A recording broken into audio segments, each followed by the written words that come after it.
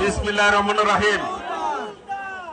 আজকের খেলার সভাপতি উপস্থিত রয়েছেন মোহাম্মদ আসগর আলী, থানা বিএনপির সভাপতি। আজকের উদ্বোধক এই খেলার শহীদ জিয়া স্মৃতি টুর্নামেন্টের প্রধান বক্তা মাহমুদুল হক শানু, সাবেক ভারপ্রাপ্ত সাধারণ সম্পাদক, সাবেক সদস্য সচিব জেলা বিএনপি। মেজর জেনারেল অবসরপ্রাপ্ত মাহমুদুল হাসান কলেজে যারা উপস্থিত হয়েছেন, উগ্র union, কাতুলি union, Kakua union, Bagil, Mahmudnagar, ডাইন্না, Silimpur, Porabari, এই চর অঞ্চলের যে কয়টি ইউনিয়ন আছেন সকল নেতৃবৃন্দ উপস্থিত হয়েছেন, দর্শকরা আছেন, মা বোনেরাও আছেন। অসংখ্য মা বোনেরা পাশে বসে খেলা উপভোগ করতে চায়। সবাইকে আমরা খেলা দেখতে এসেছি, তাই না ভাইরা? এশিয়া টিমের যারা বিজয় অর্জন করেছেন, বাংলাদেশের জাতীয় টিমের প্লেয়ার তারা। কাজেই এই খেলা চরবাসীর দাবি ছিল। আসগর আলী সাহেব বলেছেন এই চরবাসীর দাবি, এইখানে তারা এসে খেলবে। সেই অনুযায়ী আমরা সেইটার উদ্যোগ নিয়েছি। খেলোয়াড়রা ইতিমধ্যে মাঠে নেমেছে। আমরা করতালি দিয়ে অভিনন্দন জানাবো। সবাইকে বলছি করতালি দিয়ে অভিনন্দন জানানোর জন্য। দয়া করে প্লেয়ার যারা আছেন মাঠে, বাকি ভলেন্টিয়ার মাঠ ক্লিয়ার করবেন, সবাই মাঠ ক্লিয়ার করবেন। প্রিয় ভাইরা, আজকে এই চর অঞ্চলের মূল যে সমস্যা ইতিমধ্যেই আসগর আলী সাহেব বলেছেন যে যমুনার ভাঙ্গন হচ্ছে। ইনশাল্লাহ বিএনপি যদি আপনাদের ভোটে নির্বাচিত হই, আমরা চরের প্রথম কাজ হবে এই বাঁধ নির্মাণ আমরা ব্যবস্থা করে দিব ইনশাল্লাহ।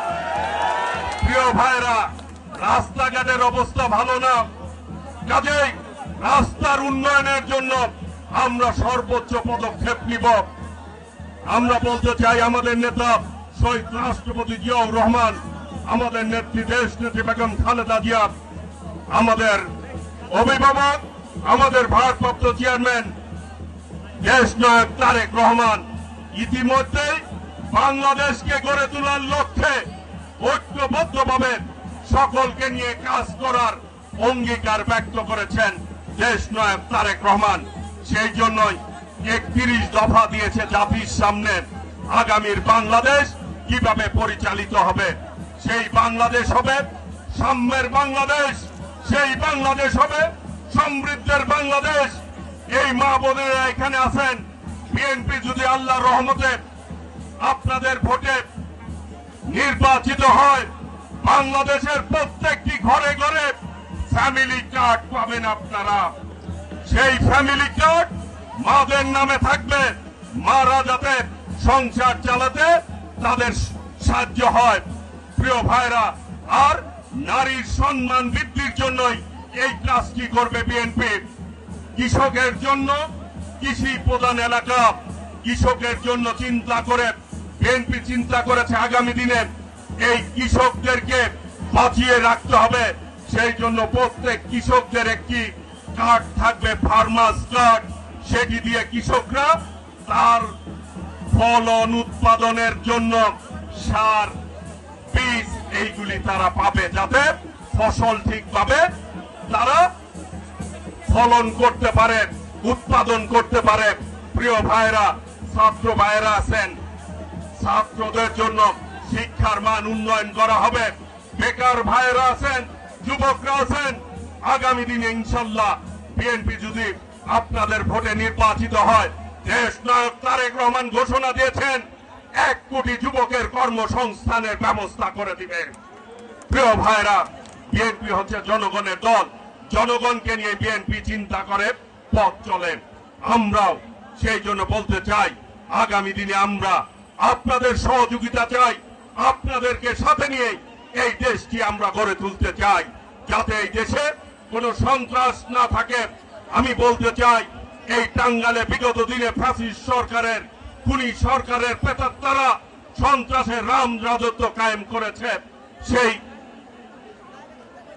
আগামী দিনে ইনশাল্লাহ বিএনপি ক্ষমতা আসলে যদি আপনাদের ভোটে এই রাষ্ট্র পরিচালনার দায়িত্ব পায়, ইনশাল্লাহ আমি কথা দিতে চাই, এই টাঙ্গাইলে কোনো সন্ত্রাস থাকবে না, কোনো চাঁদাবাজি থাকবে না।